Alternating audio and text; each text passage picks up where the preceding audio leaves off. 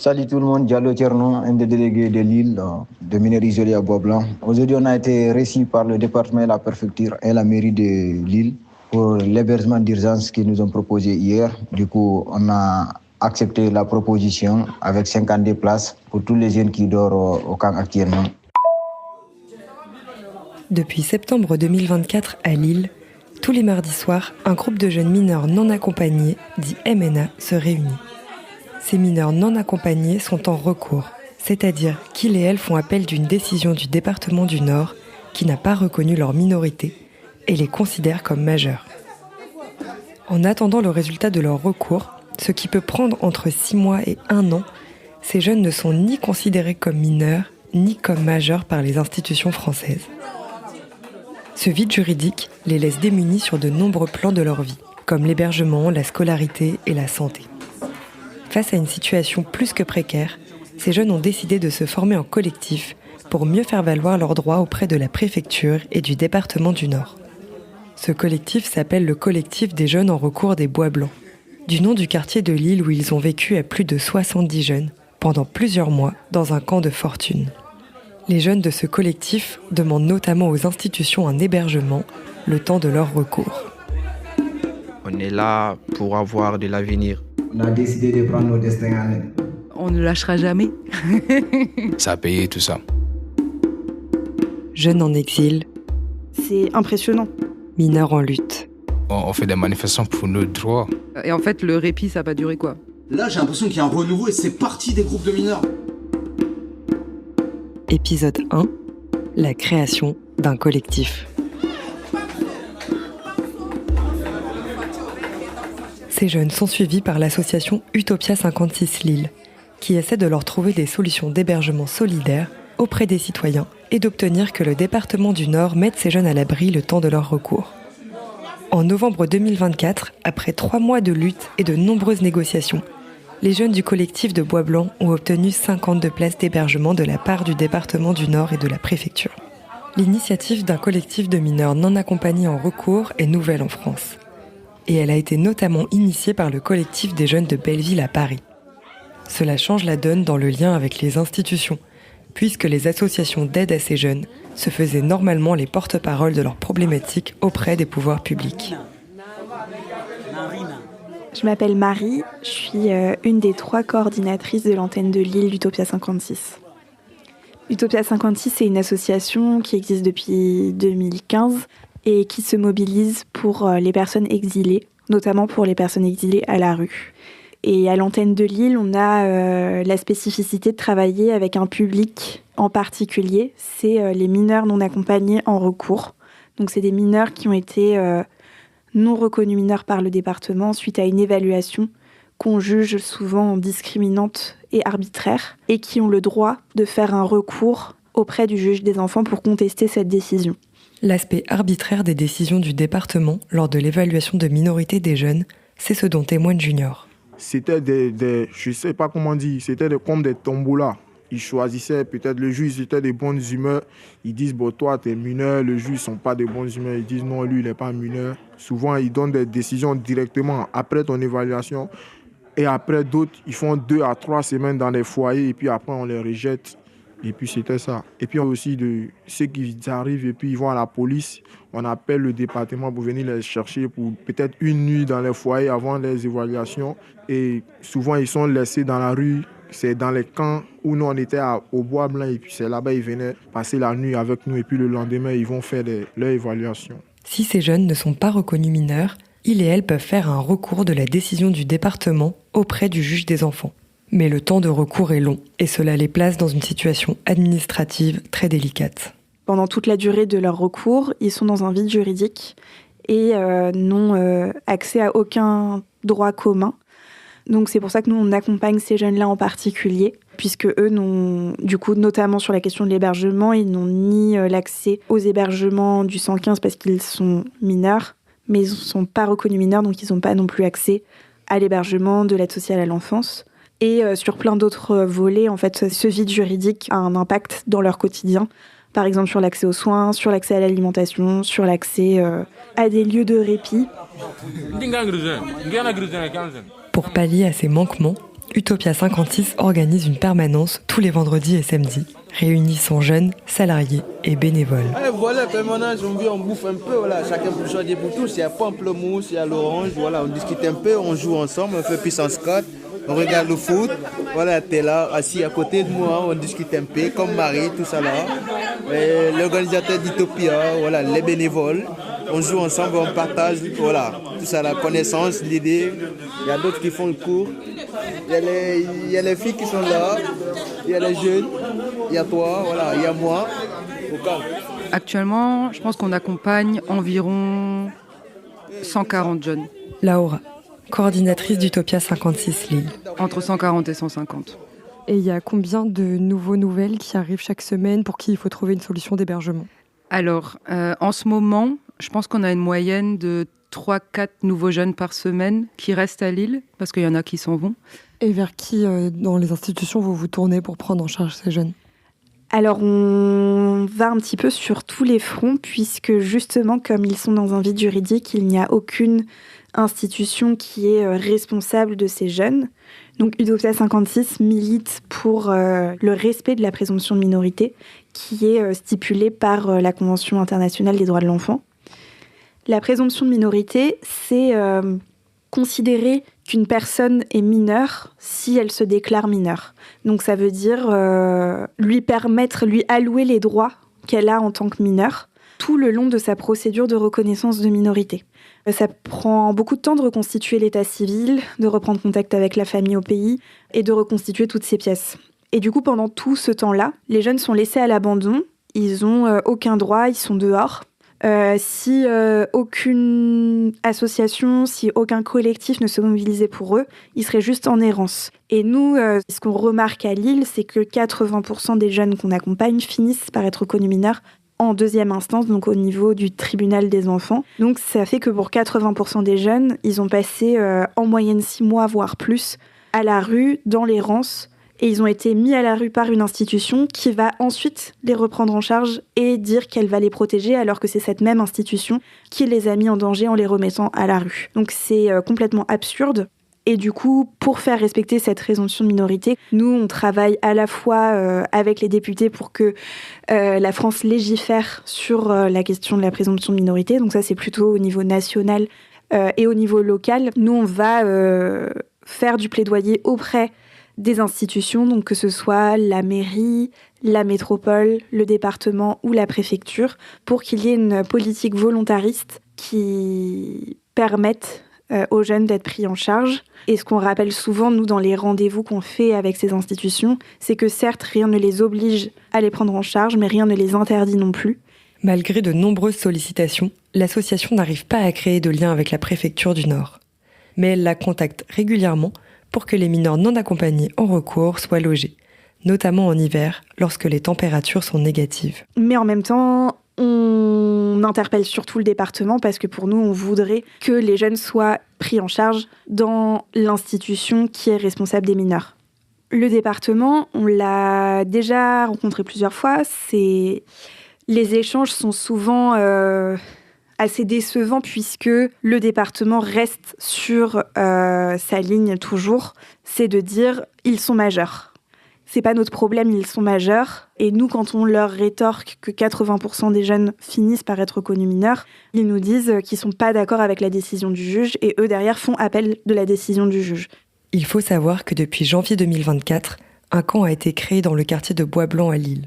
Ce camp rassemble des mineurs non accompagnés en recours, suivis par Utopia 56. Avec le manque de soutien institutionnel pour héberger ces jeunes et le manque d'hébergeurs solidaires citoyens, il a été décidé de créer ce camp en janvier 2024. Les jeunes ont vécu plusieurs mois dans des tentes de fortune et dans le froid. Bonjour, moi je m'appelle Junior. Moi j'étais au camp.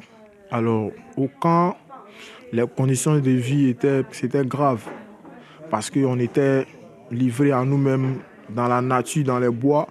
Il y avait des rats. Niveau de santé, il y a plein qui tombaient malades tout le temps. On n'arrivait pas à aller à l'école tranquillement. On n'arrivait pas à réviser les leçons. Déjà qu'il n'y en a pas de courant, il n'y a pas de lumière, il n'y a pas de chauffage. Et puis aussi, au niveau de l'humidité dans les tentes, C'était très très dangereux. La nourriture qu'on laissait dans les tentes, les rats, ils rentraient, ils mangeaient tout. Les tentes, ils étaient trouillés de partout et c'était compliqué. Dès le départ, il y a eu beaucoup de négociations. Marie, coordinatrice d'Utopia 56 Lille. Pour avoir l'eau courante sur le campement, ainsi que des poubelles à disposition, ce qui a été accepté par la mairie. Mais les conditions dans le camp étaient catastrophiques quand même, puisque le campement, c'est pas un campement comme on imagine, un campement humanitaire. C'est un campement de fortune, avec des tentes qui se trouent et se déchirent très vite, avec énormément d'humidité, puisque le quartier est juste à côté de la Deule, donc avec aussi également énormément de rats qui perçaient les tentes, qui se faufilaient en dessous des tentes ou qui se faufilaient à l'intérieur des tentes. Nous, on passait souvent pour changer les couvertures, rescotcher les trous, remettre bien les bâches, mais c'était évidemment pas du tout suffisant et les tentes devenaient gâtées très très vite. Et en fait, idéalement, il fallait qu'on change chaque tente quasiment toutes les 2 semaines. C'est pas des tentes qui sont faites pour vivre dedans, en fait, c'est des tentes qui sont faites pour être utilisées en camping. Et c'est un travail qui est super dur pour les équipes à Utopia. On est dans un paradoxe, à la fois vouloir les accueillir et à la fois être les acteurs qui les installons dans des tentes, alors qu'on est ceux qui souhaitons les accueillir dignement. Cette situation n'est ni tenable pour les bénévoles, ni pour les jeunes. C'est ce dont témoigne Amidou, un jeune qui a vécu plusieurs mois sur le camp. Il a été interrogé par France 3 Hauts-de-France le mercredi 20 novembre 2024 pour témoigner des conditions dans lesquelles il vit. Là, par exemple, moi, c'est ma tente. Je vais essayer de l'ouvrir pour vous montrer. Une tente, protection dérisoire contre le froid. Pour Amidou, 16 ans. Vous avez vu tous ces trous-là? Tous les trous-là, ça, c'est le travail des rats. Pour se protéger, le jeune homme essaie de surélever son abri. Ça, c'est des palettes. C'est des palettes qu'on a. Depuis juillet dernier, Amidou survit ainsi, dans ces conditions. Mais désormais, le froid l'inquiète. Toute la nuit, je n'arrive pas à dormir. Je n'arrive pas à dormir parce que j'ai trop froid. Même si vous avez des couvertures sur vous, ça ne sert à rien parce que là, il y a l'humidité qui sort de la terre et qui remonte. Je peux être malade avec ça. Et vous avez vu, parce que je ne suis pas du tout habitué. Suite à l'installation de ce camp dans le quartier des Bois Blancs, les équipes d'Utopia 56 ont commencé à entrer en contact avec les habitants et habitantes du quartier. Des habitants et habitantes qui ont décidé de se mobiliser en soutien aux mineurs non accompagnés en recours de Lille, en créant un collectif de leur côté. Alors effectivement, on a installé le camp à Bois Blanc fin janvier 2024. Étienne, bénévole d'Utopia 56 Lille. Tout de suite, on a souhaité faire connaître auprès des habitants les raisons pour lesquelles il y avait ce camp de jeunes mineurs. Et de fait, on a commencé à créer des liens avec ces habitants qui se sont montrés très volontaires dans ce qu'ils pouvaient apporter à ces jeunes dont ils ressentaient qu'ils étaient dans une situation très fragile et difficile. Et donc la multiplication des différents liens individuels a permis de constituer un collectif, sachant que les habitants sur ce quartier se connaissent déjà beaucoup, parce qu'il y a déjà beaucoup d'actions à caractère un peu militant. Et il y a 3 habitats participatifs où il y a déjà cette pratique du partage, de la mise en œuvre d'actions collectives. Solidarité avec les mineurs isolés. Solidarité avec les mineurs isolés. Oh là là. Nous les mineurs isolés, on est toujours là. C'est pas des immigrés, c'est pas des sans-papiers, c'est la loi. Alors ils sont intervenus dans un premier temps sur tout ce qui était repas, besoins en termes alimentaires. Ensuite, très vite, ils sont aussi intervenus sur tout ce qui relève de l'hygiène. Donc ils nous ont mis en lien avec l'association La Deule qui fait accueil de jour le week-end pour les douches, les petits déjeuners. Ils ont mis en place un petit déjeuner le vendredi matin pour les jeunes du camp dans le bar solidaire Le Tokissi. Et ils ont permis que des douches puisse être aussi mise en place le vendredi pour ces mêmes jeunes. Ensuite, il y a eu du soutien scolaire qui s'est mis en place. Ils ont fait des repas le dimanche à la paroisse du quartier. Donc voilà, il y a eu aussi nettoyage des vêtements des jeunes par les différents habitants et une multiplicité d'actions qui répondent aux besoins, j'allais dire, primaires des jeunes. Et pourquoi c'est important et pourquoi ça sert beaucoup les droits des jeunes qu'il y ait eu ce collectif d'habitants qui soit formé ? D'une part, ça a permis à une partie de population de toucher du doigt une problématique dont ils n'avaient pas connaissance jusqu'à présent, puisque la problématique des MNA est très peu connue, en fait, on en parle peu. L'autre niveau d'importance, c'est que du coup, ça a permis que tout ne repose pas sur nous, Utopia, parce que face au nombre croissant de MNA qui arrivent sur l'île depuis 1 an et demi, 2 ans, l'antenne n'est pas forcément en capacité d'y répondre. Notre réseau d'hébergeurs non plus. Étant saturé, on se retrouvait un peu contraint et le collectif fait aussi d'hébergement solidaire. Et le troisième point, c'est ça représente une force une force de négociation au regard de la ville, puisque ce sont des électeurs potentiels et donc l'attention de la ville est plus accentuée que lorsqu'ils ont affaire à une association. Et donc ça a été un élément très favorisant dans le plaidoyer auprès de la ville. Aujourd'hui, ce collectif d'habitants rassemble 140 personnes. Et c'est parallèlement à ce collectif des habitants et habitantes de Bois-Blanc que s'est créé, entre août et septembre 2024, le collectif des jeunes mineurs en recours de Bois-Blanc. Alors c'est difficile de vraiment savoir par quel bout ça a commencé. Côté Utopia, on a un pôle plaidoyer au sein de nos bénévoles et il était important pour nous de le relancer parce qu'en fait on rencontrait de plus en plus de jeunes. Le campement des Bois Blancs grossissait. En fait, c'était plus du tout tenable.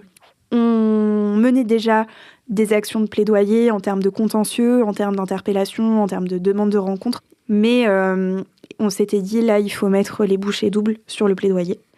Et en même temps, on ne se voyait pas aller à une vitesse supérieure sur le plaidoyer sans impliquer les jeunes. Donc, on a décidé de faire des réunions hebdomadaires avec les jeunes sur le campement, déjà pour essayer de comprendre en fait qu'est-ce que eux veulent.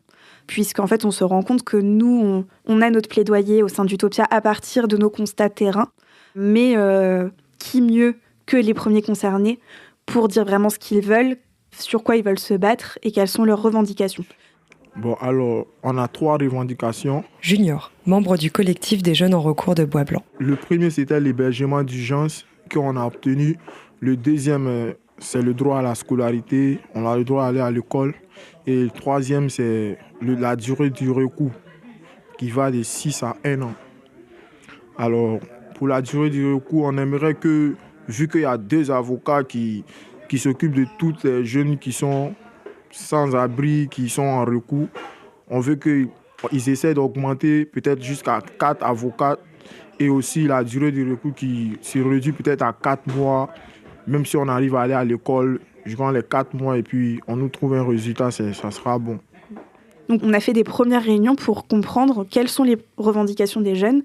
Et les premières réunions qui ont été faites, ça a été quand même un gros déversoir pour les jeunes, qui ont beaucoup parlé de leur mécontentement, qui ont beaucoup parlé de leur incompréhension. Donc ça a été un gros travail aussi de notre part, de bien leur expliquer.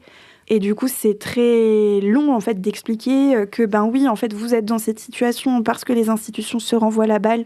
Mais voilà, en tout cas, leur faire comprendre vraiment pourquoi ils sont là, mais surtout aussi accueillir en fait leurs idées. Et au départ, on leur disait, ben en fait, vous pouvez être acteur du plaidoyer. Et en fait, petit à petit, il a été décidé de faire une première action. Et cette première action, ça a été les Journées du patrimoine le 21 septembre.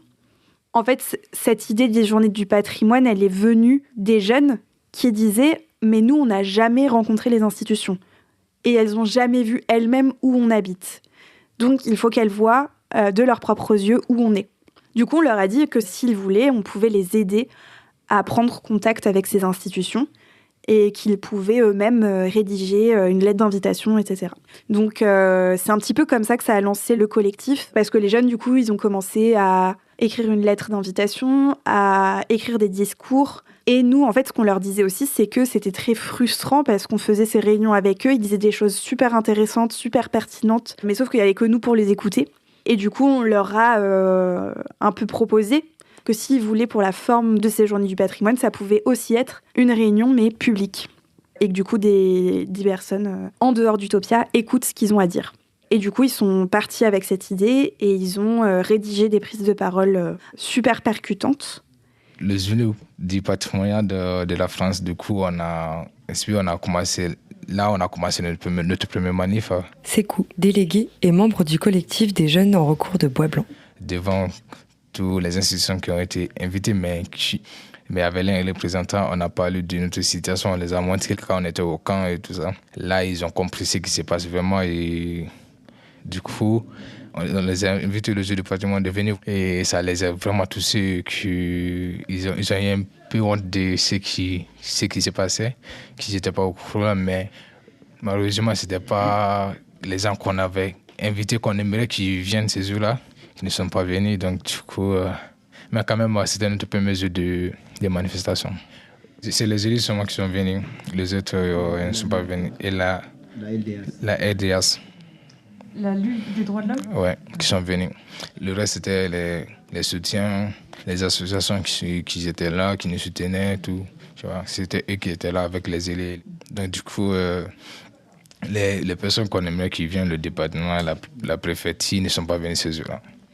Et en fait, c'est à partir de là, avec d'autres associations qui les ont encouragés, quand je dis autres associations, par exemple la Ligue des droits de l'homme ou le Comité des sans-papiers, 59, qui sont venus à cet événement. Ça a contribué à la création du collectif. Et un autre événement majeur, c'était la rencontre avec le collectif des jeunes de Belleville. Depuis le début, je fais partie du collectif. Il a été créé, on se fait référence au collectif de Belleville. On a vu ce qu'ils ont obtenu et ce qu'ils ont fait. Ils ont réussi à obtenir avec les institutions, tout ça. Ça nous a inspiré à créer, initier à le réclamer nos droits comme eux. Et quand on a créé, on a vu que c'était une bonne idée parce que on ne savait pas qu'on avait le droit à tout ce qu'on a obtenu en ce moment. Donc, du coup, comme Belleville, on s'est inspiré d'eux. Au mois de septembre 2024, plusieurs mineurs isolés de Lille commencent à se poser des questions sur le collectif des jeunes de Belleville. Un collectif qui a été créé à Paris en septembre 2023 par des mineurs isolés en recours. Inspirés par cette initiative, les jeunes en recours de Lille entrent en contact avec eux sur WhatsApp et leur posent des questions sur leur fonctionnement. Abdoulaye, membre fondateur et délégué du collectif de Belleville, leur répond. Pour la question du collectif, nous on a créé le collectif pour que ça puisse changer parce qu'on a vu le système qui est là était un système qui voulait nous chasser d'ici, quoi, qui veulent pas du tout de nous ici, tu vois un peu. Et notre idée c'était de visibiliser ça aux yeux du monde, que les gens sachent ce que la France prétend, ce n'est pas ce qui se passe à la télé, quoi. Il y a là la réalité des mineurs qui dorment à la rue. Moi-même, je dormais dans la rue, j'ai dormi 3 mois dans la rue. C'est grâce à cette lutte que j'ai été mis dans un gymnase. Ensuite, j'ai été placé en janvier. Mais c'est vachement bien. Et tu apprends beaucoup de choses. Il n'y a pas que cette lutte seulement, tu apprends beaucoup de choses. Concernant le système français, comment ça fonctionne les choses, tu vois un peu, parce que plus tu connais tes droits, mieux tu sais te défendre, quoi. Pour ce qui concerne des choses qu'on a obtenues, on a obtenu beaucoup de choses. Parce qu'on a réussi à scolariser plus de 100 jeunes à l'école, des personnes qui ne sont pas reconnues mineurs, qui dorment à la rue.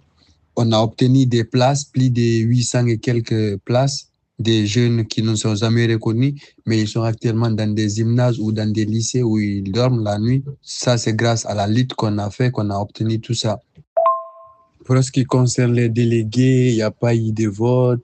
Et d'ailleurs, il ne faut pas avoir dans la tête qu'il y a un chef ou il y a quelqu'un qui décide à la place de l'autre, quoi. C'est la raison pour laquelle nous, on fait tout le temps des asiles.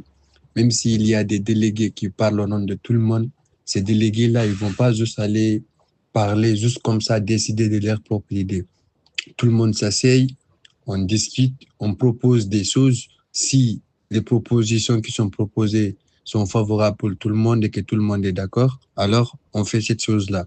Au cas contraire, on ne fait pas, tu vois. Mais tout ça, l'idée, c'est de se mettre dans la tête que si vous êtes là, vous êtes dans la même situation. Il n'y a pas une question d'ego ou de qui dirige l'autre. Toi, il faut te dire que dans ta tête, que si tu es là pour réclamer tes droits. Mais pas que pour toi seulement, mais pour tous les autres aussi. D'ailleurs, c'est une fierté de représenter beaucoup de personnes, de parler et de lutter au nom de tous. Parce que toi, consciencieusement, tu te dis que tu te bats pour quelque chose de juste, quoi. Tu vois un peu ce que je veux dire? Si on ne se rend pas compte que nous sommes tous dans le même bateau et que si on ne signe pas entre nous, on peut nous expliquer tout de suite. On ne peut gagner que si on est unis, quoi. Tu vois un peu? Et 3 jeunes de Lille sont allés à Paris à l'occasion de la Marche des Solidarités qui organisait 2 jours d'événements avec un gros focus à un moment dans le week-end sur les mineurs isolés. Et donc là, ils ont rencontré des jeunes d'autres villes, de Clermont-Ferrand, de Toulouse, de Marseille, de Paris. Et en fait, ils ont posé pas mal de questions aux jeunes de Belleville en se demandant mais comment vous maintenez la mobilisation, par où il faut commencer, jusqu'où on va dans les négociations, etc. Et du coup, ça a été cet échange-là les a vachement inspirés. C'était l'Assemblée générale des collectifs. C'est Belleville qui l'a créé. On est parti, ils nous ont expliqué comment ils ont commencé, ils nous ont inspiré, ils nous ont donné beaucoup d'idées. Donc du coup, à notre retour, on a fait comme eux et aussi ça a payé tout ça. Ils nous ont donné plein d'idées. Ils nous ont dit de réclamer ce qui nous vient à droit. On fait des manifestations pour nos droits. Il ne faut pas qu'on va avoir peur de manifester. Au début, on avait peur quand on avait commencé. Mais une fois qu'on est parti là-bas, ils nous ont montré qu'on n'a pas à avoir peur, que c'est notre droit de manifester et tout ça. En fait, tout ce qu'on fait à ce moment, donc, ils nous ont montré qu'on avait le droit de le faire. Les jeunes mineurs isolés de France ont décidé de prendre leur destin en main. Ce que nous vous demandons, c'est de nous accompagner par les voies légales. Nous exigeons tous nos droits, mais nous n'acceptons pas que nos vies soient abîmées. Plus jamais ça. La lutte jusqu'à la victoire.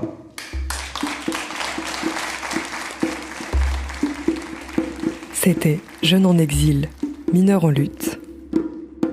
Merci à Sékou, Marie, Junior, Étienne, Laura et Tierno pour leur participation à cet épisode. Et merci à Utopia 56 Lille pour son accueil dans son équipe. Ce podcast a été réalisé par Léna Chavannes. À suivre, épisode 2. S'organiser en collectif.